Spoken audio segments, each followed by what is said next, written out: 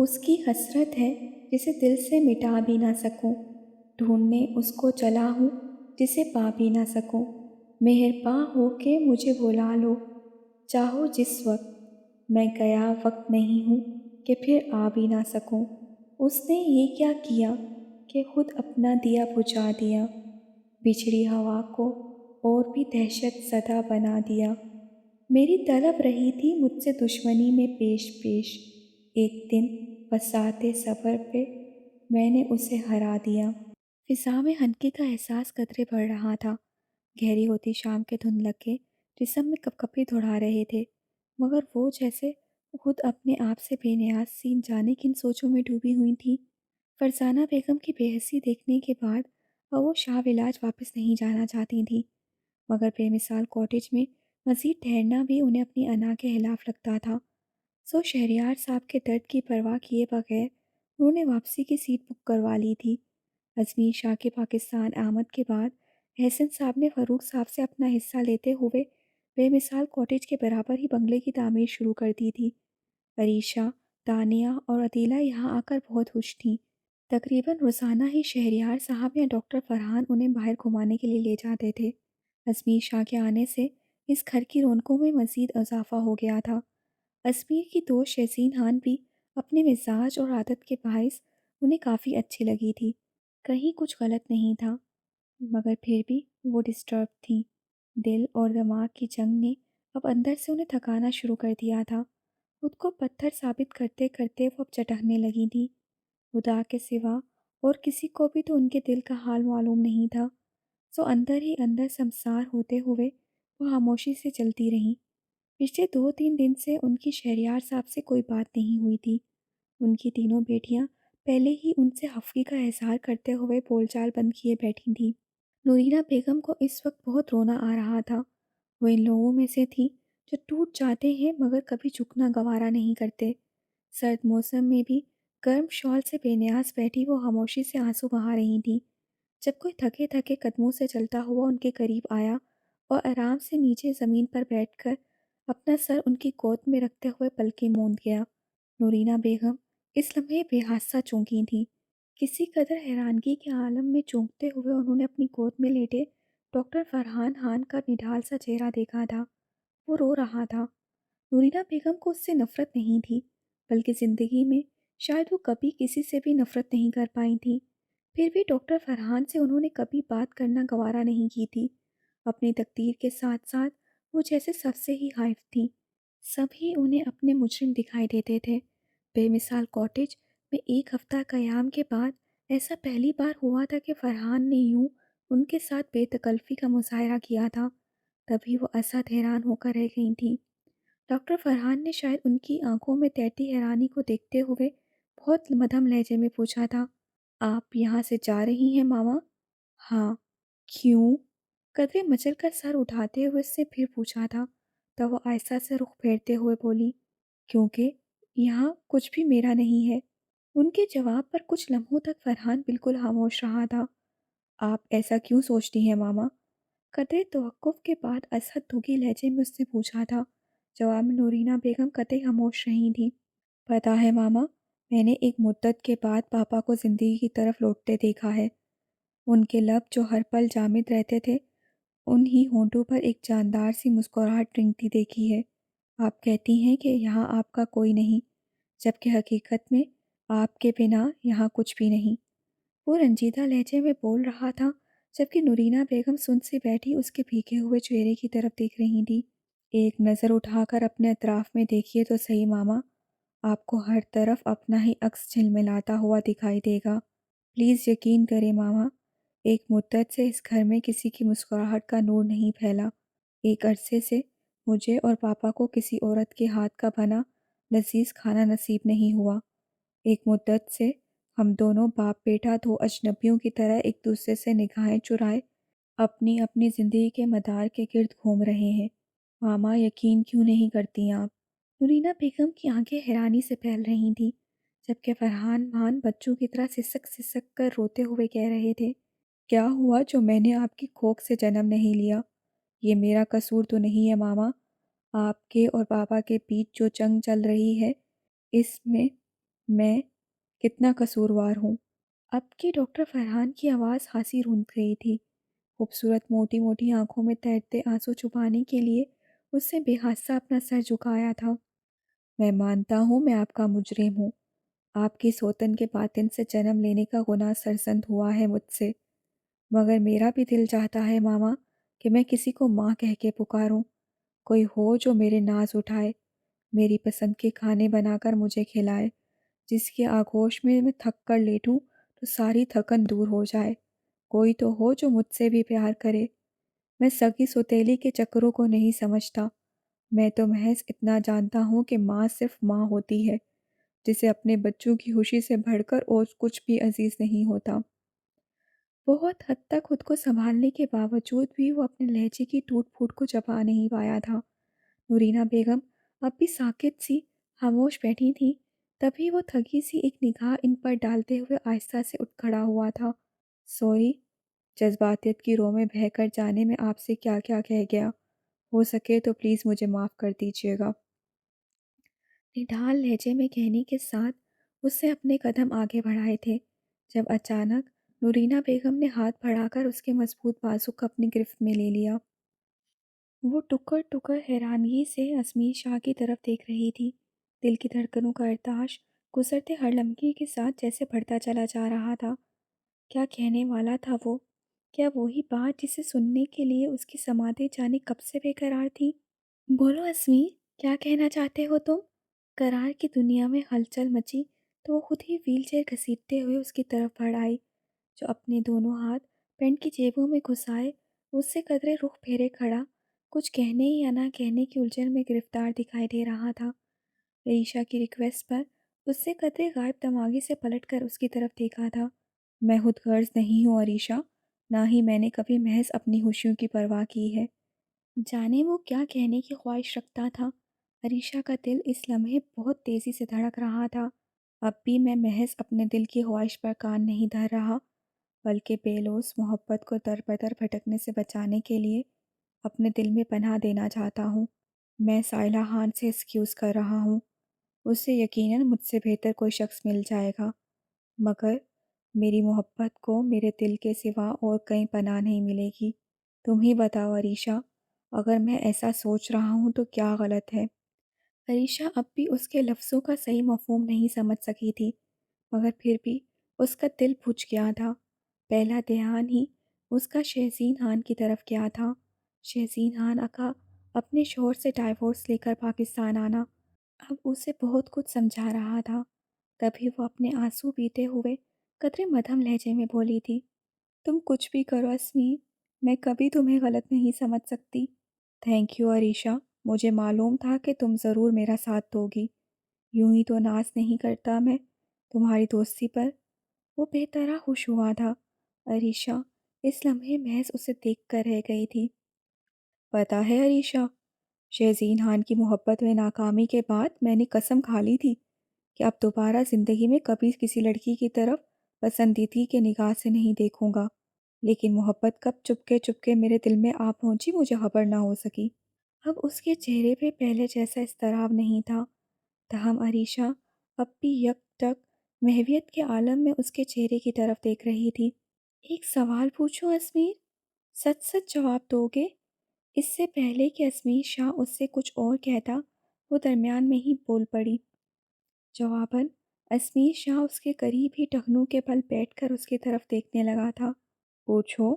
اس کی فوراً اجازت کے بعد کچھ لمحوں تک وہ قطعی بول نہیں پائی تھی۔ پوچھو عریشہ، کیا پوچھنا چاہتی ہو تم؟ اس کے مضطرب چہرے کو باغور تکتے ہوئے سب پھر اپنائیت سے پوچھا تھا، جب وہ ہچکچاتے ہوئے بولی، کیا کیا اب بھی شہزین خان سے محبت کرتے ہو تم؟ پتہ نہیں۔ سوال اتنا غیر متوقع تھا کہ اسمیر شاہ کو اس کے سامنے سے اٹھنے میں ایک لمحہ بھی نہیں لگا تھا۔ اوکے، لیکن وہ پاکستان تو تمہاری ہی ریکویسٹ پر آئی ہے نا؟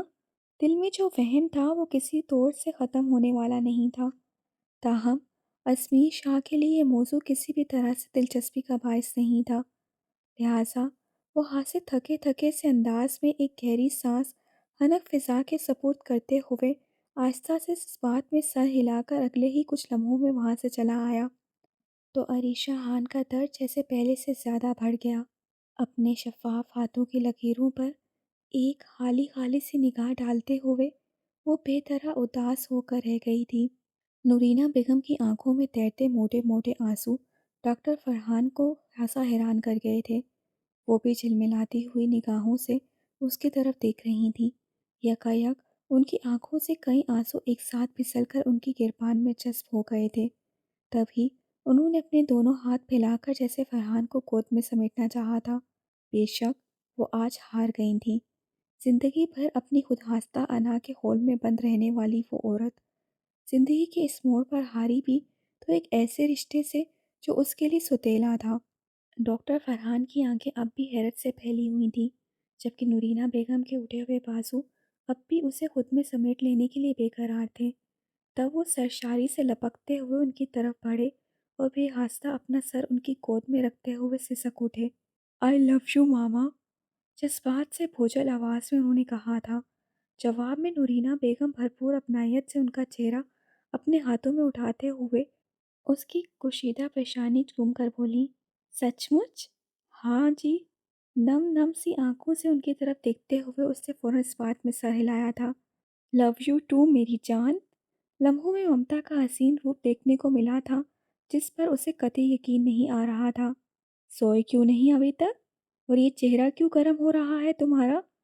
خالص ماؤں والا انداز اپناتے ہوئے انہوں نے پوچھا تو ڈاکٹر فرحان محبت سے ان کا ہاتھ تھام کر بے حاصل نگاہ جھکا گیا۔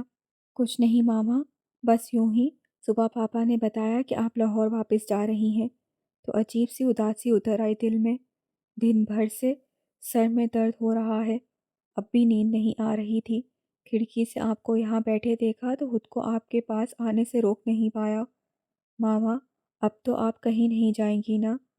وہ جو اپنے پورے سرکل میں بے حد مغرور اور خود پسند مشہور تھا، اس لمحے کسی معصوم سے بچے کی مانند سوالیہ نگاہوں سے ان کی طرف دیکھتے ہوئے پوچھ رہا تھا۔ تبھی ایک دھیمی سی مسکان نورینہ بیگم کے لبوں پر بکھری تھی۔ اس درجہ اپنائیت و عاجزی کے ساتھ تو ان کی اپنی سگی بیٹیوں نے بھی انہیں روکنے کی کوشش نہیں کی تھی۔ بتائیے نا ماما، اب تو آپ یہاں سے نہیں جائیں گی نا؟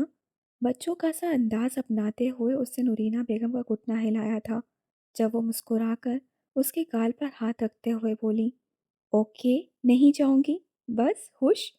بہت خوش، بھرپور انداز میں کھلکھلاتے ہوئے اس نے کہا۔ تو نورینہ بیگم بھی کھل کر مسکرائے بغیر نہ رہ سکیں۔ اب بتاؤ، چہرہ کیوں گرم ہو رہا ہے تمہارا؟ کچھ خاص نہیں، یوں ہی 2 روز سے ہلکا ہلکا ٹمپریچر ہو رہا ہے۔ شاباش، لوگوں کی مسیحا بنتے پھرتے ہو اور اپنا کوئی خیال ہی نہیں۔ مصنوعی روب دکھاتے ہوئے انہوں نے ڈاکٹر فرحان کو ڈانٹا تو وہ اسحد سرشاری سے شرارتی موڈ میں مسکراتے ہوئے کان کھجانے لگا۔ سوری ماما، اپنے لیے میں ہمیشہ سے ہی لاپرواہ ہوں، لہٰذا بہتر ہے کہ اب آپ میرے لیے کوئی اچھی سی خیال کرنے والی لڑکی ڈھونڈ لیں۔ اس کے الفاظ سے ایک مرتبہ پھر نورینہ بیگم کو بھرپور انداز میں مسکرانے پہ مجبور کر دیا تھا۔ اچھا، اس کا مطلب ہے دال میں کہیں کچھ کالا ہے؟ نہیں، ابھی تک تو راوی چین ہی چین لکھ رہا ہے، البتہ آگے چل کر ہو سکتا ہے کہیں کچھ گڑبڑ ہو جائے۔ اس کی آنکھوں میں بھرپور شرارت تھی۔ تبھی نورینہ بیگم نے پیار سے اسے ایک دھمکا لگایا تھا، چل کرتی ہوں تیرے پاپا سے بات، وہی نکیل ڈالیں گے تجھے۔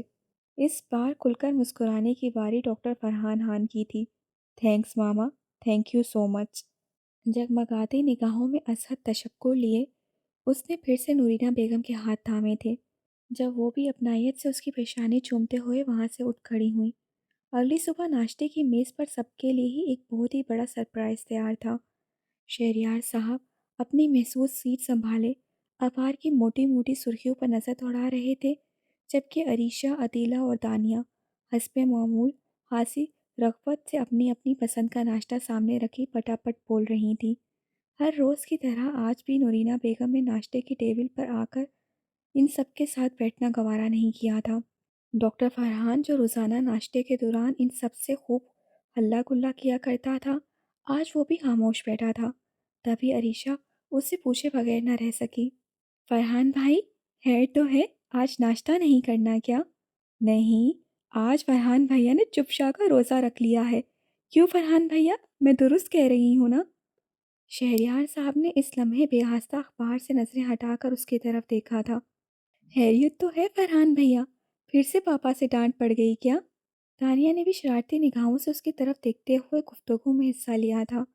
جواب میں وہ بس خاموش بیٹھا نفی میں سر ہلا گیا۔ کیا بات ہے فرحان؟ ناشتہ کیوں نہیں کر رہے تم؟ شہریار صاحب کو مجبوراً اس کی خاموشی کا نوٹس لینا پڑا تھا۔ مجھے ماما کے ہاتھ سے بنا ناشتہ چاہیے پاپا، آج سے میں بازاری چیزیں نہیں کھاؤں گا۔ اس کی آواز قطع اتنی دھیمی نہیں تھی کہ نورینہ بیگم کے کانوں تک نہ پہنچ پاتی، تاہم شہریار صاحب کے ساتھ ساتھ عریشہ، عدیلہ اور دانیہ بھی اس کی انہونی فرمائش پر جہاں کی تہاں بیٹھی رہ گئی تھیں۔ بھلا نورینہ بیگم کے سرد مزاج اور غصیلی طبیعت سے کون واقف نہیں تھا؟ سب کو اس کی فرمائش پر حیرانگی ہو رہی تھی۔ شہریار صاحب تو قطع بے یقینی سے اس کا چہرہ تک رہے تھے، جیسے اس کی دماغی حالت پر انہیں کوئی شک ہو۔ فضول خواہش کرنے سے پہلے یہ سوچ لیا کرو فرحان کہ زندگی مکمل طور پر ہماری خواہشات پر بسر نہیں ہوتی۔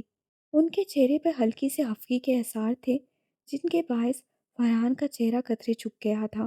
عین اسی لمحے نورینہ بیگم فریش ہو کر اپنے کمرے سے باہر نکلی تھیں۔ فرحان انہیں دیکھتے ہی تیزی سے ان کی طرف لپکا تھا۔ ماما، کیا آپ میرے لیے اپنے ہاتھ سے ناشتہ بنائیں گی؟ یہ منظر نہ صرف شہریار صاحب بلکہ عریشہ، عدیلہ اور دانیہ کے لیے بھی ازحد حیرانگی کا باعث بنا تھا۔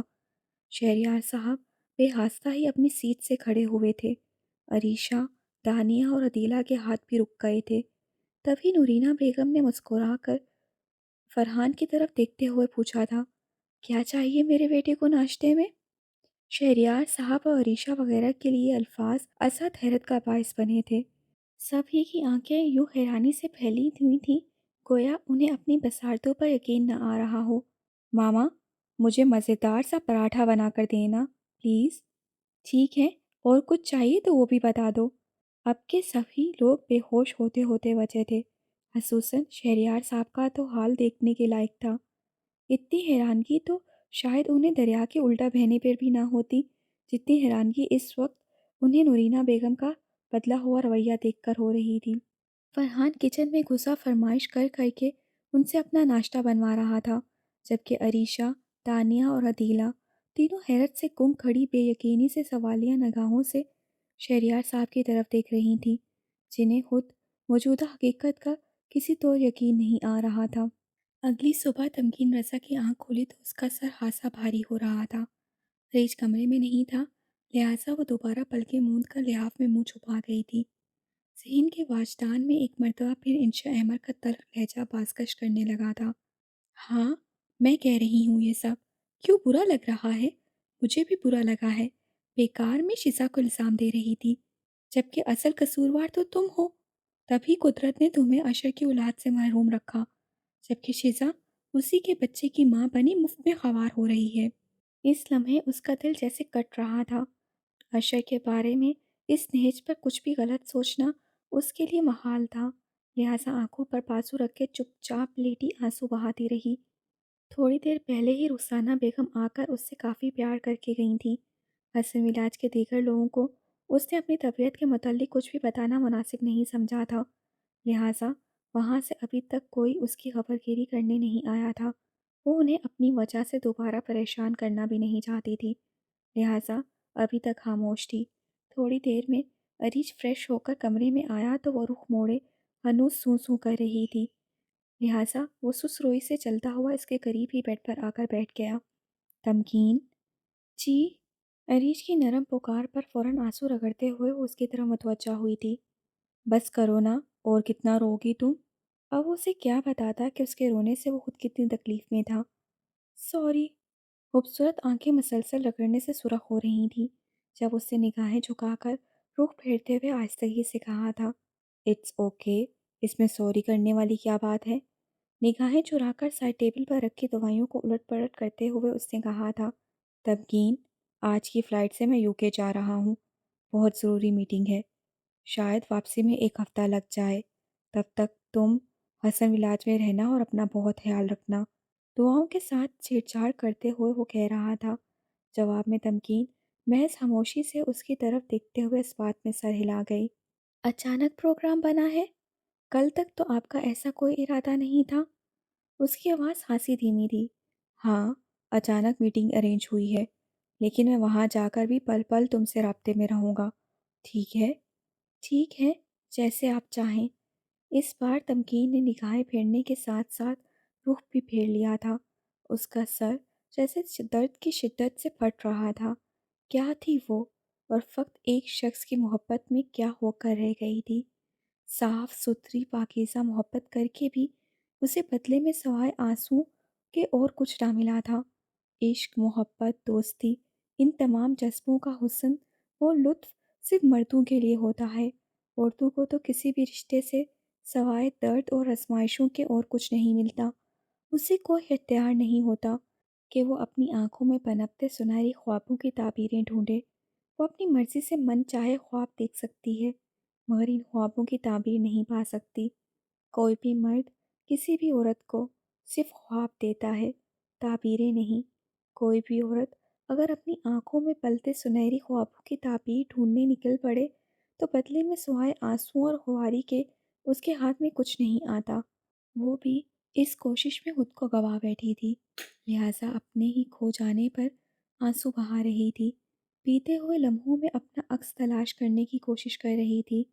مریج اب اٹھ کر بیگ میں اپنی ضرورت کا سامان پیک کر رہا تھا۔ کتنا فرق تھا اس میں اور اشر میں۔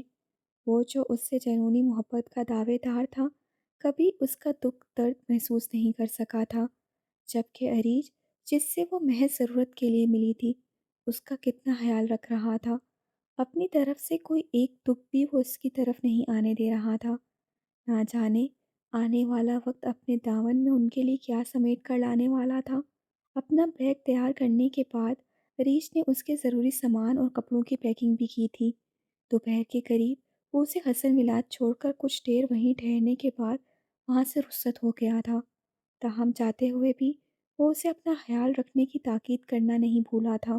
اسے سوچ سوچ کر بھی سمجھ نہیں آ رہا تھا کہ آخر ایک دم سے عدنان روف کو ہو کیا گیا ہے۔ وہ جو اس کا دیوانہ تھا، اب ایک دم سے جدائی کی باتیں کیوں کرنے لگا تھا؟ اب جبکہ وہ اس کے وجود کی عادی ہو رہی تھی، اس کا ساتھ اسے اچھا لگ رہا تھا، زندگی میں رنگینی دھر آئی تھی۔ یہاں اس موڑ پر پہنچ کر وہ اس سے ہاتھ چھڑا رہا تھا۔ کیوں؟ سوچ سوچ کر بھی اس کیوں کی وجہ اس کی سمجھ نہیں آ رہی تھی۔ کچن میں روٹیاں بناتے ہوئے مسلسل اس کا ذہن فقط عدنان روف کے تصور میں الجھا ہوا تھا۔ ہاں، وہ گناہگار تھی، بہت دل دکھایا تھا اس نے اپنے محبوب کا۔ محبت کی کسوٹی پر بہت امتحان لیے تھے اس نے۔ وہ اپنا قصور مانتی تھی، مگر اس قصور، اس جرم کی سزا اس سے جدائی کی صورت میں ملے، یہ بات اب اسے گوارا نہیں تھی۔ لہٰذا دل ہی سکون میں رہا تھا نہ دماغ۔ سیال بیگم اس وقت رؤف احمد صاحب کے پاس تھی، لہٰذا وہ انہیں کھانا دینے کے بعد عدنان کے کمرے کی طرف آئی تو کمرے کی دہلیز پر ہی ٹھٹک کر رک گئی۔ اندر وہ اپنی ویل چیئر پر بیٹھا پلکیں موندے کسی کے ساتھ گفتگو میں مصروف تھا۔ انشا کی سماعتوں میں اس کا شکستہ لہجہ نشر بن کے اترا تھا۔ کتنے پرسکون انداز سے وہ کسی سے کہہ رہا تھا، میں بہت بکھر گیا ہوں نور، کوئی نہیں ہے جس کے کندھے پر سر رکھ کے دو آنسو بہا لوں۔ بہت تھک گیا ہوں میں، اب مزید اپنا بوجھ اٹھانا میرے بس میں نہیں رہا، اسی لیے لندن جانے کی تیاری کر رہا ہوں۔ نور؟ یہ نور کہاں سے ٹپک پڑی؟ بےحد حیران ہوتے ہوئے اس نے سوچا تھا، کیونکہ پچھلے لمبے عرصے سے اس کا کسی لڑکی سے کوئی رابطہ نہیں رہا تھا۔ اس کی طلب، اس کا نشہ، اس کی ہر دعا کا محور محض انشا کی ذات بن گئی تھی۔ صرف اسے پانے کے لیے اپنا آپ داؤ پر لگا بیٹھا تھا وہ۔ زندگی جیسی قیمتی چیز کو ٹھوکر پر رکھ دیا تھا اس نے، تو پھر یہ نور کی گنجائش کہاں سے نکل آئی تھی درمیان میں؟ اس وقت مکمل طور پر اپنا اختیار کھوتے ہوئے وہ سوچ رہی تھی، جبکہ عدنان اب سرد آہیں بھرتے ہوئے کہہ رہا تھا، میں بہت ٹوٹ چکا ہوں نور، کچھ بھی نہیں دے پاؤں گا تمہیں۔ کیوں میرے مفلوج وجود کو گھسیٹنا چاہتی ہو تم؟ کچھ نہیں ملے گا تمہیں، کچھ بھی نہیں۔ کوئی اس لمحے انشا احمد سے پوچھتا کہ دل اجڑنے کی تکلیف کیا ہوتی ہے؟ وہ جو ایک مضبوط چٹان کی مانند تھی، جس کے مضبوط اعصاب اسے کسی کے سامنے جھکنے نہیں دیتے تھے، جو لڑکوں کے لیے ایک چیلنج تھی، جسے اپنے دل اور دماغ کی مضبوطی میں کنٹرول حاصل تھا، وہی انشا احمد اس ایک پل میں ٹوٹ کر بکھر گئی تھی۔ کیا اس کی محبت کا آثار اتنا کمزور تھا کہ عدنان کو کسی تھرڈ پرسن کے سہارے کی ضرورت پیش آ گئی تھی؟ اس ایک لمحے میں اس کا دل بری طرح سے ٹوٹ کر پاش پاش ہوا تھا۔ خود اپنی ذات کا غرور، اپنی بے لوث محبت کا مان، سب بکھرتا دکھائی دے رہا تھا اسے۔ مختلف سوچیں دماغ سے نکل نکل کر بھٹک رہی تھیں۔ مضبوط دل و دماغ کے باوجود اس لمحے اس کا اپنے پاؤں پر کھڑا رہنا محال ہو رہا تھا۔ لہٰذا وہیں دہلیز سے پلٹ کر وہ پھر سے کچن میں چلی آئی تھی۔ کیا ہو گیا ہے عدنان کو؟ کیوں ایک دم سے اتنا مایوس لگ رہا ہے وہ؟ میری محبت، میرا ساتھ ہی کافی کیوں نہیں رہا اس کے لیے؟ وہ جتنا سوچتی جا رہی تھی اتنا ہی ذہن الجھ رہا تھا۔ خود کو سنبھالنے میں کافی وقت لگا تھا اسے۔ دوبارہ چائے لے کر اس کے کمرے میں آئی تو عدنان اپنا دایاں بازو آنکھوں پر دھرے بیڈ پر چت لیٹا تھا۔ دروازہ کھلنے کی آواز پر اسے آنکھوں سے ہاتھ اٹھا کر اس کی طرف دیکھا، پھر دوبارہ پہلی پوزیشن میں لیٹ گیا۔ چائے پی لو عدنان، بیڈ کی سائڈ پر پڑے ٹیبل پر کپ رکھتے ہوئے اسے نارمل لہجے میں کہا تھا۔ جواب میں اسے فوراً اٹھ کر بیٹھتے ہوئے کپ تھام لیا۔ تھینکس، پہلی سپ لیتے ہی اسے ممنونیت سے کہا تھا۔ تب انشا قدرے ہرٹ ہوتے ہوئے بولی، بہت فارمل ہو رہے ہو عدنان، خیریت تو ہے نا؟ ہاں، خیریت ہی ہے۔ کوئی آپ پر احسان کرے، آپ کو سہارا دے تو اس کا شکریہ ادا کرنا آپ کا اخلاقی فرض ہے۔ اس میں فارمل ہونے کی کیا بات ہے؟ اس کا لہجہ قدرے تلخی لیے ہوئے تھا، لہٰذا وہ تڑپ کر رہ گئی تھی۔ تمہیں کیا ہو گیا ہے عدنان؟ ایک دم سے غیر کیوں لگنے لگی ہوں میں تمہیں؟ ایسی کوئی بات نہیں۔ کپ ٹیبل پر رکھتے ہوئے عدنان نے بے حاسہ نگاہیں چرائی تھیں۔ جو بات دل میں ہے وہ کہہ کیوں نہیں دیتے؟ صاف بول دو کہ مجھ سے اکتاہٹ محسوس ہونے لگی ہے تمہیں۔ مزید میرے ساتھ کے حامی نہیں رہے ہو تم۔ کہہ دو عدنان، میں کھلے دل اور دماغ کی لڑکی ہوں، ہرگز برا نہیں مناؤں گی۔ دل کا غبار باہر نکالنے میں اس سے ایک لمحہ نہیں لگایا تھا۔ ایسا کچھ نہیں ہے، فضول سوچوں کو ذہن میں جگہ مت دو۔ فضول سوچیں تم ڈال رہے ہو میرے ذہن میں، یہ مت بھولو۔ میں تمہاری خوشی چاہتا ہوں انجو۔ اب کہ وہ قدرے مضطرب دکھائی دے رہا تھا، تبھی انشا کہے بغیر نہ رہ سکی۔ اچھا، بہت دیر سے خیال آیا ہے تمہیں میری خوشی کا؟ یہ سوچ اس وقت کہاں تھی جب میں خود تم سے دور رہنا چاہ رہی تھی، مگر تم مجھے خود سے الگ نہیں ہونے دے رہے تھے۔ اس وقت ہی اگر یہ نیکی کر لی ہوتی تو حالات ایسے نہ ہوتے۔ اس کا جلا لہجہ عدنان کے گداز لبوں پر دھیمی سی اداس مسکان بکھیر گیا تھا۔ تب کی بات اور تھی انجو، تب میں تمہاری ذمہ داری اٹھا سکتا تھا، مگر اب میں مفلوج ہو کر رہ گیا ہوں، بوجھ بن گیا ہوں تم پر۔ بہت بے بسی در آئی ہے زندگی میں، اب تمہارے کسی کام کا نہیں رہا میں، اسی لیے صاف الفاظ میں کہہ رہا ہوں، تم مجھ سے میری ذمہ داری سے چاہو تو دامن بچا لو انجو۔ تمہارے معاملے میں میں خود غرض نہیں بننا چاہتا۔ وہ ایک دم سے اتنا بدل گیا تھا، انشا چاہ کر بھی سمجھ نہیں پا رہی تھی۔ شیزا کے جن الفاظ نے اسے لہو لہان کیا تھا، وہ لفظ تو انشا کو یاد ہی نہیں رہے تھے۔ وہ ہر پہلو پر سوچ رہی تھی، اپنی ہر خطا اسے یاد آ رہی تھی، مگر اس کے مایوس ہونے کی اصل وجہ کیا تھی وہ یہ چاہتی بھی تو جان نہیں سکتی تھی۔ تبھی قدرے اداس لہجے میں بولی تھی، مجھے نہیں لگتا کہ میں تم پر کوئی احسان کر رہی ہوں۔ پھر تم نے کیوں ایسا سوچنا شروع کر دیا ہے عدنان؟ میرے سوچنے سے کیا ہوتا ہے؟ حقیقت تو حقیقت ہے انجو۔ کل میں تمہارے پیچھے بھاگتا تھا کیونکہ مجھے تمہاری ضرورت تھی، تم سے محبت تھی، تمہیں زندگی کی ہر خوشی اور آسائش فراہم کر سکتا تھا۔ لیکن اب میری حیثیت بدل گئی ہے انجو۔ اب تمہیں سہارا دینے کی بجائے میں تمہارے سہارے کا محتاج ہو گیا ہوں۔ اپنا وجود بوجھ محسوس ہونے لگا ہے مجھے، سو میں اپنی شکستہ ذات کے اس بوجھ کو تم پر لادنا نہیں چاہتا۔ تمہیں حق ہے کہ تم اپنی زندگی اپنی مرضی کے مطابق اپنی ہی جیسے کسی لڑکی کے ساتھ گزارو جو تمہیں زندگی کی تمام خوشیاں، تمام راحتیں دے سکے۔ چلی جاؤ انجو، پھر سے تنہا کر دو مجھے۔ میں مان لوں گا کہ میرے نصیب میں خدا نے تمہارا ساتھ لکھا ہی نہیں تھا۔ اس لمحے وہ جملے بولتے ہوئے عدنان کو کتنی تکلیف ہو رہی تھی یہ محض اس کا دل ہی جانتا تھا، تاہم اس نے اپنی یہ تکلیف انشا احمد پر ظاہر نہیں ہونے دی تھی۔ عدنان، مت کرو ایسی باتیں، خدا کا واسطہ ہے تمہیں۔ اس وقت اس کی اپنی آنکھیں کیوں بھر آئی تھیں وہ نہیں جانتی تھی۔ اگر کچھ معلوم تھا تو محض اتنا کہ عدنان کے اجنبی الفاظ اور بدلا ہوا لہجہ اسے تکلیف پہنچا رہا تھا۔ تبھی وہ اس کے قریب سے اٹھی تھی اور پھر مزید ایک لفظ بھی کہے بغیر باہر نکل گئی تھی۔ عدنان اس لمحے اس کی کیفیت سمجھنے کی پوزیشن میں نہیں تھا۔ تبھی اس کے جانے کے بعد پھر سے پلکیں موند کر آنے والے دنوں کے منصوبے بنانے لگا تھا۔ وہ گمسم سی ٹیرس پہ کھڑی اوپر نیلے آسمان پر بے فکری سے اڑتے ہوئے پرندوں کو دیکھ رہی تھی، جب بلیک ٹراؤزر اور نیلی شرٹ میں ملبوس اداس اداس سا عاشر احمد چپکے سے اس کے پیچھے چلا آیا۔ کیسی ہو نمی؟ بہت دنوں کے بعد آج تنہائی میں اس سے بات کرنے کا موقع ملا تھا، لہٰذا اس کے لیے اس موقع کو ہاتھ سے گنوا دینا نیری حماقت تھی۔ تمکین نے اس کی پکار پر فوراً پلٹ کر پیچھے نگاہ کی تھی۔ رف رف سے حلیے میں ملبوس اس وقت وہ بہت نڈھال دکھائی دے رہا تھا۔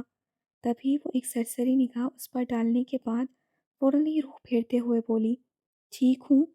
تو مجھ سے نہیں پوچھو گی میں کیسا ہوں؟ مدھم لہجے میں کہتا وہ اس کے قریب آ کھڑا ہوا تھا۔ جواب میں تمکین رسا کا ضبط جیسے پھر سے جواب دینے لگا، اپنی خوبصورت آنکھوں میں مچلتے آنسوؤں کو بڑی مشکل سے اسے بکھرنے سے روکا تھا۔ نہیں۔ کیوں؟ فوراً مضطرب ہو کر اس نے پوچھا تھا۔ تب وہ اپنے آنسو پیتے ہوئے بولی، کیونکہ اب ایسا کوئی اختیار میرے پاس نہیں رہا۔ سب کچھ چھین لیا ہے تم نے مجھ سے، سب کچھ۔ وہ سب کچھ جلدی تمہیں واپس بھی مل جائے گا نمی، اس کے شانے پر اپنائیت سے ہاتھ رکھتے ہوئے اس نے بتایا تھا۔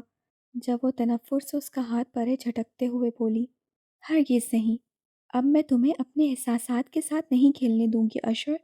بہت ذلیل کر لیا تم نے مجھے، بہت اڑا لیا مذاق میری بے لوث محبت کا، بہت بے وقوف بنا لیا مجھے، اب اور نہیں۔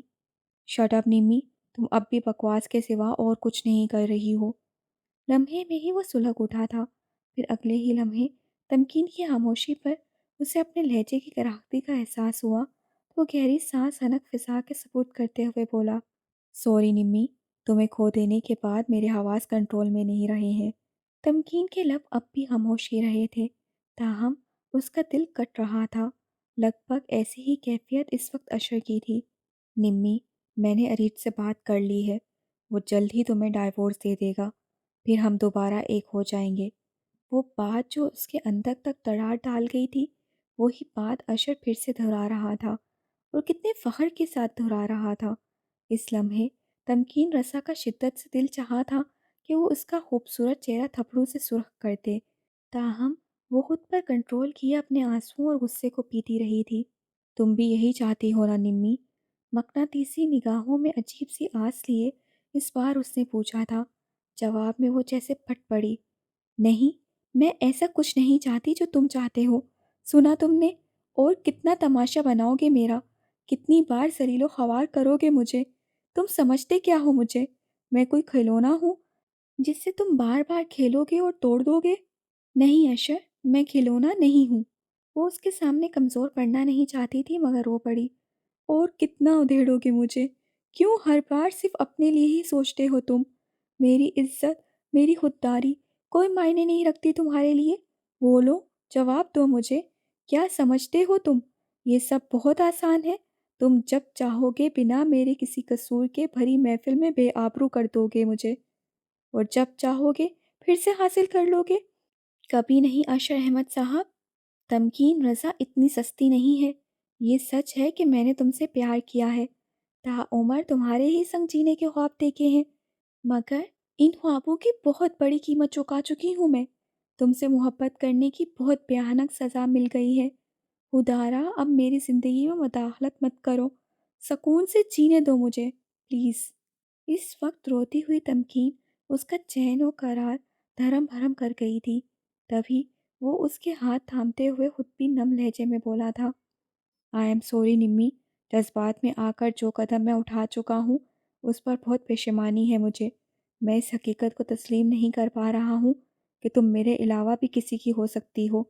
تم صرف میری ہو نمی، اپنی زندگی میں تمہیں کسی اور کے ساتھ جیتے ہوئے نہیں دے سکتا۔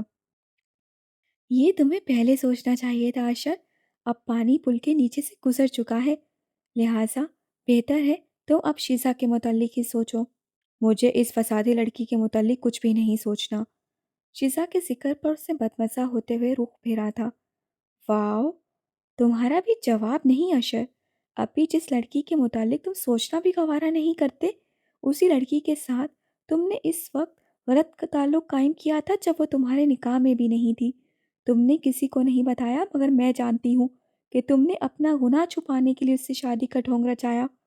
مجھے بدکار کہتے ہوئے ذرا ایک نظر اپنے گربان میں بھی ڈال لیتے تو شاید نوبت یہاں تک نہ آتی، مگر نہیں، تم تو مرد ہو نا، تمہیں تو ہر عیاشی کی کھلی اجازت ہے، کون پوچھنے والا ہے تمہیں؟ کوئی بھی تو نہیں۔ بہرحال محض تمہاری وجہ سے بہت ذلیل ہوئی ہوں میں، قصوروار نہ ہوتے ہوئے بھی کسی سے نکاح ملانے کے قابل نہیں رہی میں۔ میری اپنی دوستوں نے زمین بوس کر دیا، مجھے تار تار کر دیا میرے دل کو۔ اب بس کرو اشر، پلیز۔ اس میں مزید ضبط کا یارہ نہ رہا تو وہیں دیوار سے ٹیک لگا کر زمین پر بیٹھ گئی۔ اشر کو اس کا حال بہت تکلیف سے ہمکنار کر رہا تھا۔ الجھی الجھی سی اداس نگاہوں سے اس کی طرف دیکھتے ہوئے وہ خود بھی اس کے مقابل بیٹھ گیا تھا۔ آئی ایم سوری نمی، میں نہیں جانتا کہ تم کیا کہہ رہی ہو۔ مجھے صرف اتنا پتہ ہے کہ تم میری محبت ہو۔ میں تمہیں کھو کر زندہ نہیں رہ سکتا۔ اب ان باتوں کا کوئی مطلب نہیں اشر۔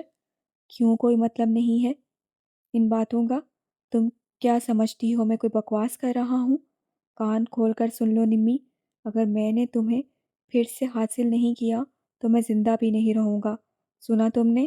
یاد رکھنا، میری اس بات کو تم اچھی طرح جانتی ہو کہ اشر احمد جو کہہ دیتا ہے وہ ہر حال میں کر کے دکھاتا ہے۔ اس کی بات اچکتے ہوئے وہ پل میں تپ اٹھا تھا۔ شیزہ احمد کے موضوع سے یکسر نظر چراتے ہوئے وہ فوراً اس کے قریب سے اٹھ کھڑا ہوا، پھر چلتے ہوئے ایک دم سے رک کر پلٹتے ہوئے بولا، موسم سرد ہو رہا ہے، پلیز نیچے چلو۔ جفا کر کے بھی وہ پشیمان نہیں تھا۔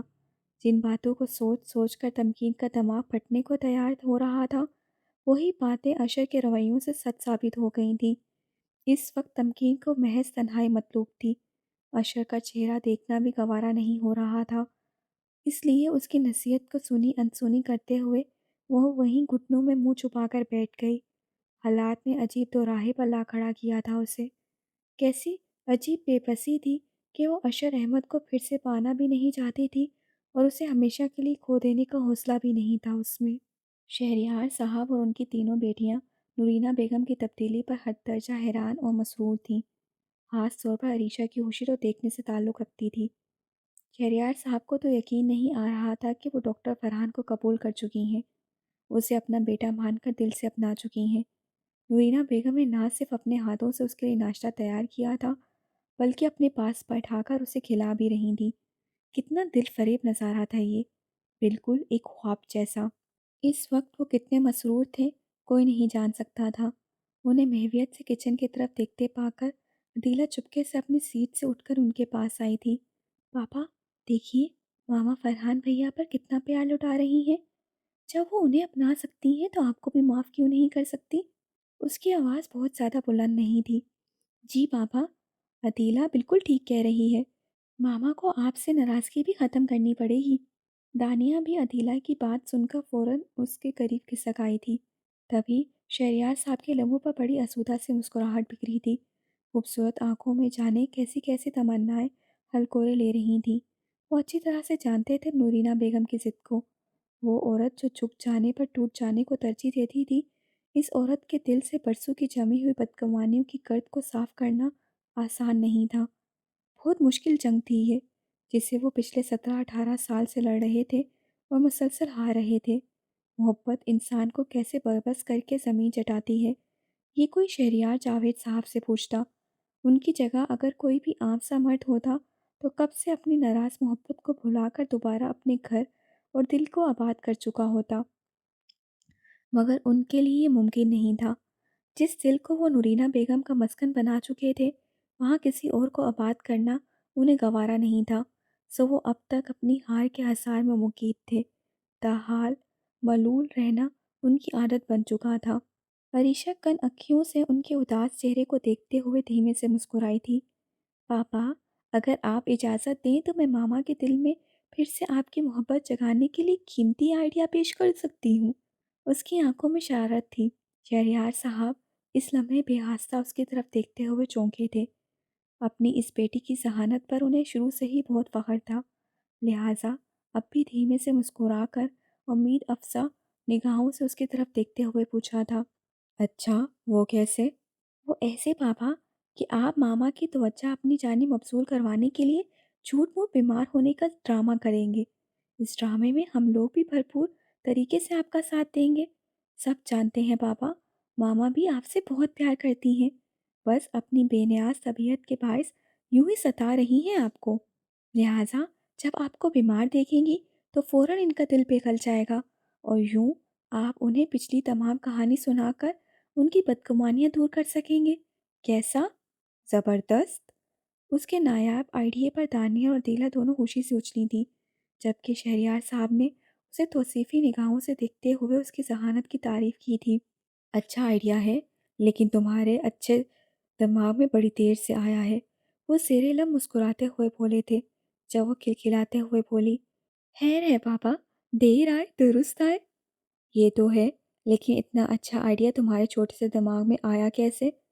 وہ اب بھی مسکرا رہے تھے، تبھی اس سے فخریہ انداز میں کہا، آپ بھول رہے ہیں پاپا، میں شہریار جاوید خان کی بیٹی ہوں، جس کی ذہانت اور فراست کا بزنس کی دنیا میں کوئی ثانی نہیں ہے۔ ویسے بھی کسی کے دل میں اپنے پیار کا صحیح مقام جانچنے کے لیے ایسے الٹے سیدھے تجربات بہت ضروری ہیں۔ اس کے الفاظ پر شہریار صاحب کھل کر مسکرائے تھے۔ بالکل درست، انسان جس سے پیار کرتا ہے اسے کبھی تکلیف میں نہیں دیکھ سکتا، ہوا وہ کتنا ہی ہاتھاوار کیوں نہ ہو۔ بیٹی، مجھے تم پر فخر ہے۔ ان کا بھاری ہاتھ عریشہ خان کے سر پر ٹکا تو وہ بھی طمانینت سے مسکرا دی۔ اسی لمحے ڈاکٹر فرحان ناشتے سے فارغ ہو کر ان کی طرف آئے۔ ہاں بھائی لڑکیوں، تم سناؤ، ناشتہ کر لیا کہ نہیں؟ نہیں، اسے دیکھتے ہی عریشہ نے فوراً منہ لٹکا کر کہا تھا، جس پر فرحان کے ساتھ ساتھ خود شہریار صاحب بھی چونک کر اس کے اداس چہرے کو دیکھنے لگے۔ کیوں؟ آج ہمارا شاہانہ ناشتہ آپ سے برداشت نہیں ہوا کیا؟ عریشہ کے ساتھ ساتھ انہوں نے دانیہ اور دیلا پر بھی ایک سرسری نگاہ ڈالی تھی۔ تبھی عریشہ کن اکھیوں سے اپنے پیچھے کھڑی نورینہ بیگم کو چور نگاہوں سے دیکھتے ہوئے افسردہ لہجے میں بولی، وہ بات نہیں ہے، اصل میں پاپا کی طبیعت ٹھیک نہیں ہے۔ واٹ؟ کیا ہوا پاپا کو؟ پل کے پل میں وہ متفکر ہوا تھا، جبکہ شہریار صاحب اس کی اس درجہ جلد بازی پر دل ہی دل میں مسکرا دیے تھے۔ ایک لمحے میں ہی خاموش کھڑی نورینہ بیگم کے دل کو کچھ ہوا تھا۔ سرایت سے ہمدار پلکیں اٹھا کر ایک نظر اپنے سامنے بیٹھے شہریار صاحب پر ڈالتے ہوئے انہوں نے فوراً سر جھکا لیا تھا۔ پاپا کو ٹمپریچر ہو رہا ہے بھیا، ناشتہ بھی نہیں کر رہے، رات بھی کچھ نہیں کھایا انہوں نے۔ ہوشیاری سے ڈاکٹر فرحان کو آنکھ مارتے ہوئے وہ آہستہ سے مسکرائی تھی۔ جواباً وہ قدرے الجھ کر اس کا مقصد سمجھتے ہوئے خود بھی سر جھکاتے ہوئے مسکرا دیا تھا۔ چلیے روم میں پاپا، میں آپ کا چیک اپ کرتا ہوں۔ ناٹک کرنے میں تو وہ خود بھی ماسٹر تھا۔ عریشہ کے معاملے میں بھی اسی کی ہوشیاری اور دانش مندی نے اہم کردار ادا کیا تھا۔ نورینہ بیگم اس کے پیچھے کھڑی ہونے کے باعث اس وقت ان کی چالاکی سمجھ نہیں سکی تھی۔ تبھی قدرے پریشان ہو کر انہوں نے باغور شہریار صاحب کے چہرے کو دیکھا تھا، جو خود مظلوم بنے بیٹھے ان سے بے نیاز دکھائی دینے کی کوشش کر رہے تھے۔ میرے صبر کا نہ لے امتحاں، میری خاموشیوں کو صدا نہ دے، جو تیرے بغیر نہ جی سکے اسے زندگی کی دعا نہ دے۔ تو عزیز دل و نظر سے ہے، تو قریب رگ و جاں سے ہے، میرے جسم و جاں کا یہ فاصلہ کہیں وقت اور بڑھا نہ دے۔ تجھے بھول کے بھی نہ بھلا سکوں، تجھے چاہ کے بھی نہ پا سکوں، میری حسرتوں کو شمار کر میری چاہتوں کا صلہ نہ دے۔ وہ تڑپ جو شعلہ جاں میں تھی میرے تن بدن سے لپٹ گئی، جو بجھا سکے تو بجھا اسے، نہ بجھا سکے تو ہوا نہ دے۔ عشر اور شیزا کا تعلق اس نہج پر جا رہا تھا، فی الحال کوئی نہیں جانتا تھا۔ تمکین کو ڈائیورس دینے کے بعد وہ شیزا سے بھی بے نیاز ہو گیا تھا۔ اپنے اور تمکین کے بیچ فاصلوں کا ذمہ دار وہ صرف اور صرف شیزا احمد کو ہی گردانتا تھا۔ اس کی سازشیں بے نقاب ہونے کے بعد وہ کسی کے منہ سے اس کا نام سننا بھی گوارا نہیں کرتا تھا۔ ابھی تک کوئی بھی ٹھیک سے نہیں جان پایا تھا کہ اس کے تمکین کے ہوتے ہوئے شیزا احمد سے شادی کرنے کی حماقت کیوں کی۔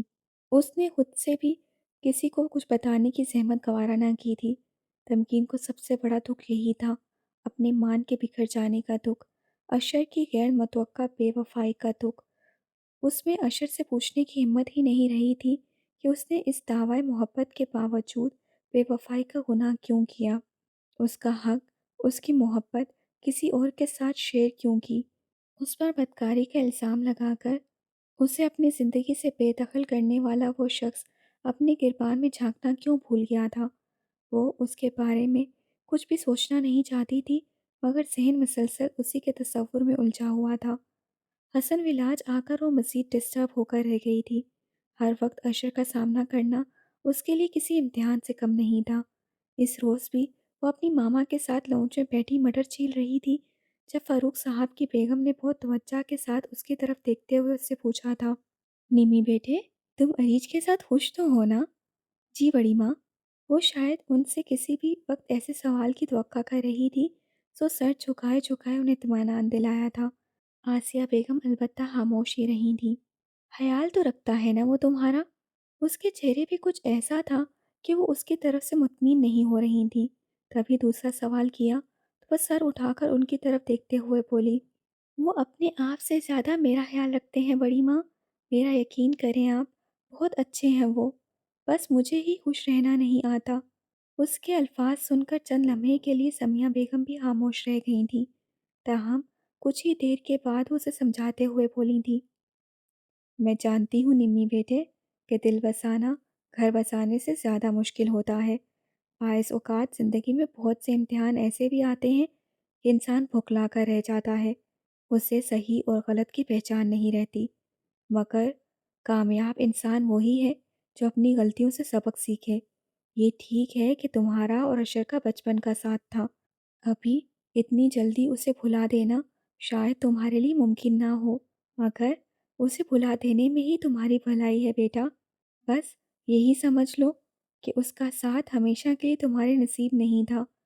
लिहाजा तुम अपनी मुकम्मल तवज्जो रीछ बेटे पर मरकूज़ करो। अब वही तुम्हारे दुख सुख का साथी है।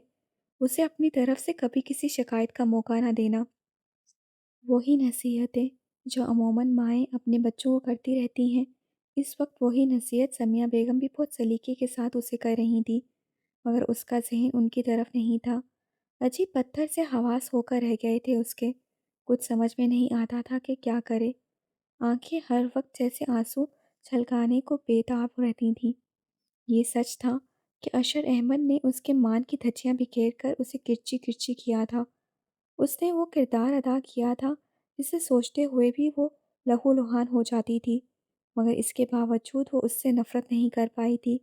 दिल में बसने वाले ख्वाह कितने ही गुनाहगार हतावार क्यों ना हो, उनसे नफ़रत नहीं होती। वो भी उसका सामना नहीं करना चाहती थी, उसे अपने करीब नहीं देखना चाहती थी, मगर वो खुद को किसी भी किस्म का कोई नुकसान पहुंचाए, ये उसे गवारा नहीं था। उसका ज़हन अब भी मुसलसल उसकी बातों में उलझ रहा था। कान खोलकर सुन लो निम्मी, अगर मैंने तुम्हें फिर से हासिल ना किया तो मैं ज़िंदा भी नहीं रहूँगा। याद रखना, अशर अहमद जो कहता है वो हर हाल में करके दिखाता है। बार बार उसके यही अल्फाज उसके जहन में गूंज रहे थे। वो डिस्टर्ब हो रही थी। अशर खुद ही रात से जुदा करने के बाद उसे यूं जज्बाती ब्लैकमेल करेगा, तमकीन ताहाल नहीं सोच पाई थी। समिया बेगम अब उससे तवज्जो हटाकर आसिया बेगम के साथ महू गुफ्तगू हो गई थी। लिहाजा वो उनके दरमियान से उठकर चुपके से अशर अहमद के कमरे की तरफ चली आई। जहन में बहुत से अल्फाज खलबली मचा रहे थे। वो इस पर वाज़ह कर देना चाहती थी कि वो उसके हाथ मज़ीद खिलौना नहीं बनेगी, मगर कमरे में पहुंचते ही उसे बेतरतीब पड़ा देखकर वहीं ठटक गई। आजकल उसकी तबीयत ठीक नहीं थी, सो वो ऑफिस नहीं जा रहा था। कल शाम बारिश में भीगने के बायस इस वक्त भी वो फ्लू और बुखार की लपेट में था। लिहाजा तमकीन ने उसे जगाकर डिस्टर्ब करना मुनासिब नहीं समझा और इन्हीं कदमों वापस पलटने के लिए रुख मोड़ा ही था कि अशर की पुकार ने उसके बढ़ते हुए कदम वहीं रोक दिए। तमकीन, अब कैसी तबीयत है? पता नहीं। खराबी तबीयत के बायस उसका चेहरा सता हुआ दिखाई दे रहा था। तमकीन इस लम्हे उसके तमाम कसूर भुलाकर उसके लिए फ़िक्रमंद हो गई थी। तुम अपना ख्याल क्यों नहीं रखते अशर? اس کی آنکھوں میں اس لمحے عجیب سی بے بسی تھی، جس سے اشر کو مزید حوصلہ ملا تھا۔ مجھے اپنا خیال رکھنا نہیں آتا نمی، تم جانتی تو ہو، پھر کیوں کہتی ہو ایسا؟ تم پاگل ہو گئے ہو اشر، زندگی کھیل لگتی ہے تمہیں، مگر زندگی کھیل نہیں ہے، تمہیں اپنا خیال خود ہی رکھنا ہوگا۔ اشر کے سامنے اسے بھی اپنے ضبط پر کنٹرول رکھنا بہت مشکل ہوتا تھا، تبھی نم لہجے میں بولی تو سسک کر رہ گیا۔ خود اپنا خیال کیسے رکھتے ہیں نمی؟ کب سکھایا تم نے مجھے خود اپنا خیال رکھنا؟ میں نہیں جی سکتا تمہارے بغیر، نہیں مانتا میں ارید سے تمہاری شادی کو، تم صرف میری ہو نمی، تمہیں مجھ سے کوئی نہیں چھین سکتا۔ لمحے میں جذباتی ہو کر اس نے تمکین کا ہاتھ تھاما، جب وہ روتے ہوئے بولی مت کرو ایسا اشر، پلیز مت کرو۔ آئی ایم سوری نمی، مجھ سے برداشت نہیں ہوتا۔ اس کی آنکھوں میں بھی نمی جھلکی تھی، خوبصورت گمبھیر لہجہ مزید بھاری ہو گیا تھا۔ وہ سنگین غلطی جو اسے سرزد ہو چکی تھی، اب اسی غلطی کو سدھار اس کی سمجھ میں نہیں آ رہا تھا۔ تمکین کے بغیر ایک ایک لمحہ گزارنا اس کے لیے نہایت دشوار ہو رہا تھا۔ اس کا یہ روپ بھی تمکین کے لیے قطعی اجنبی تھا۔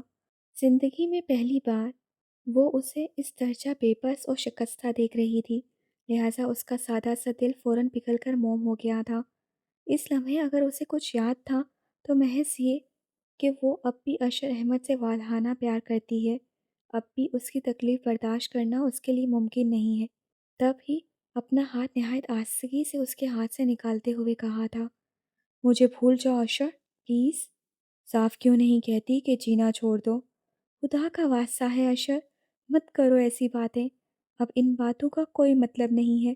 تمہارے لیے یہی بہتر ہے کہ تم شیزا کو اپنا لو، اس کے پاس تمہارا بچہ ہے، تمہارے لیے ساری دنیا کو تیاگ آئی ہے وہ، لہٰذا اب اسے تمہارے سہارے کی ضرورت ہے۔ مگر مجھے تمہارے سہارے کی ضرورت ہے نمی۔ تمکین رضا کی سمجھ نہیں آ رہا تھا کہ اسے کیسے سمجھائے۔ دل اس لمحے دو متضاد کیفیت کا شکار ہو رہا تھا۔ اسے اشر کا دیا ہوا پیار بھی یاد آ رہا تھا اور اس کے ہاتھوں ہونے والی اپنی تسلیل بھی۔ وہ اس کے آنسو پہنچنا بھی چاہتی تھی اور اسے اس کے کیے کی سزا بھی دینا چاہتی تھی۔ جو غلطی وہ کر چکا تھا اب اس کی تلافی کسی صورت ممکن نہیں تھی، لہٰذا وہ اپنے دل کو کچلتے ہوئے ایک جھٹکے سے اٹھی، پھر تھوڑی دیر اس کے پاس ٹھہرتے ہوئے بولی تمکین رضا کو پھر سے تماشا مت بناؤ اشر، کیونکہ جن لوگوں سے پیار کیا جاتا ہے انہیں بار بار ذلیل و رسوا نہیں کیا جاتا۔ میری خوشیاں اب ارید سے وابستہ ہیں، کیونکہ وہ شخص مجھ سے بے پناہ پیار کرتا ہے، چاہے اظہار نہ کرے مگر تم سے بڑھ کر میرا خیال رکھتا ہے۔ یقیناً وہ مجھے خوش رہنا بھی سکھا دے گا، لہٰذا تم بھی اب اس خواہش کو دل سے نکال دو تو بہتر ہے کہ میں اب دوبارہ کبھی تمہاری زندگی میں واپس آؤں گی۔ چلتی ہوں، اپنا خیال رکھا کرو۔ اشر جواب میں اس سے کچھ کہنا چاہتا تھا مگر وہ اس کی کوئی بھی بات سنے بغیر اس کے کمرے سے نکل آئی۔ اشر کے کمرے سے نکل کر اس کا ارادہ اپنے کمرے میں جانے کا تھا کہ اچانک اسے لانچ میں ہی ٹھٹک کر رک جانا پڑا۔ نگاہوں کے سامنے اس وقت جس شخصیت کا چہرہ آیا تھا اسے دیکھ کر وہ واقعی پتھرا گئی تھی۔ سائلہ خان پچھلے ایک ماہ سے شہر میں نہیں تھی، لہٰذا ازمیر شاہ سے اس کا سامنا بھی نہیں ہوا تھا۔ وہ اس سے اس کی بے نیازی پر شکوہ کی نہ تھی۔ ازمیر بامشکل چند روز کے لیے احسن صاحب اور حائقہ بیگم کے ساتھ شاہ ولاج آیا تھا۔ شہریار صاحب کے برابر میں تعمیر ہونے والا ان کا بنگلہ ابھی رہائش کے قابل نہیں ہوا تھا، لہٰذا ابھی کچھ روز انہیں شاہ ولاج میں ہی بسر کرنے تھے۔ پھر احسن صاحب اور ازمیر کو ابھی کچھ کاروباری امور بھی نمٹنے تھے، لہٰذا شاہ ولاج میں ان کا قیام ضروری تھا۔ سائلہ اس روز اس کی آمد کی اطلاع پاتے ہی وہاں چلی آئی تھی۔ ازمیر اس وقت تھکن سے بحال اپنے کمرے میں آرام کر رہا تھا، لہٰذا وہ اسے ڈسٹرب کیے بغیر مہام شاہ کے پاس آ بیٹھی تھی، جو اس وقت ڈریسنگ ٹیبل کے سامنے بیٹھی اپنے ناخنوں کو صاف کر رہی تھی۔ رسمی دعا و سلام کے بعد اس سے سائلہ خان سے پوچھا تھا اور سناؤ، آج ہمارے غریب خانے کی یاد کیسے آ گئی آپ کو؟ بس آ ہی گئی، صالحہ ابھی تو یہاں ہوتی نہیں ہے، اس لیے ادھر کا چکر ذرا مشکل ہی لگتا ہے۔ ازمیر کی سناؤ کیسا ہے؟ انگلینڈ سے کب آیا؟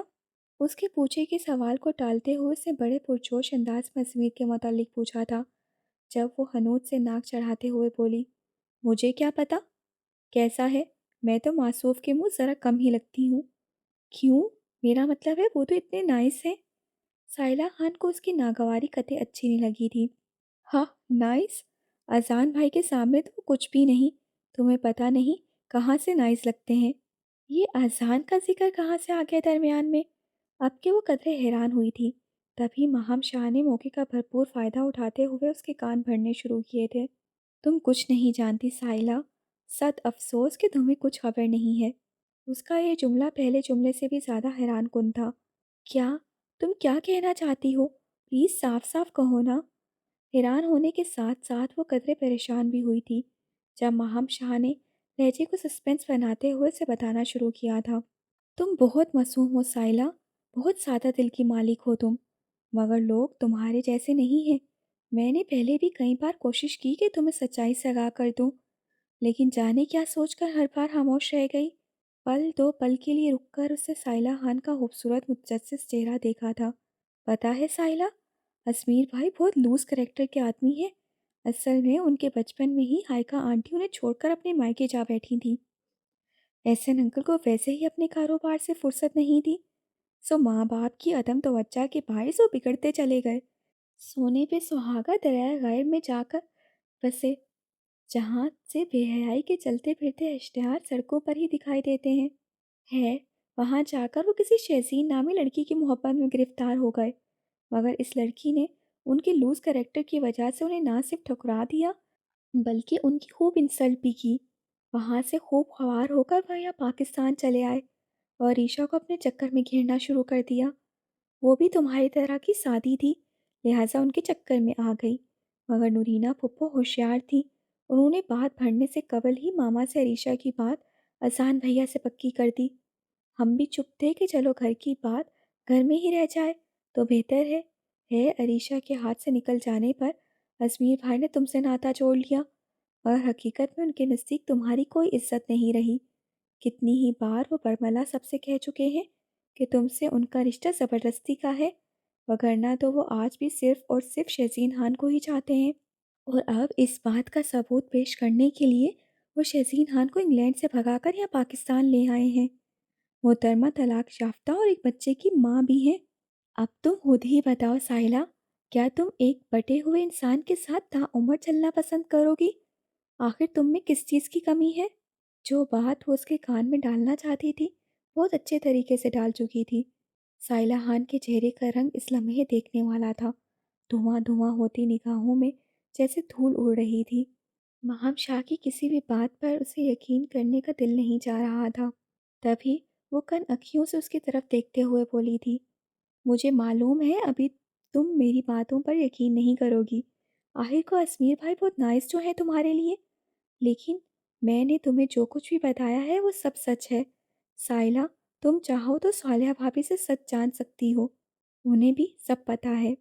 سائلہ خان کے لیے یہ ایک اور انکشاف تھا، تبھی وہ اپنے منتشر حواس کو کنٹرول کرتی ایک لمحے میں وہاں سے اٹھی تھی، اور پھر بنا ماہم شاہ سے ایک لفظ بھی کہے تیزی سے چلتی ہوئی وہاں سے نکل آئی تھی، جس پر ماہم شاہ کے لب بے حاصلہ اطمینان سے مسکرا دیے تھے۔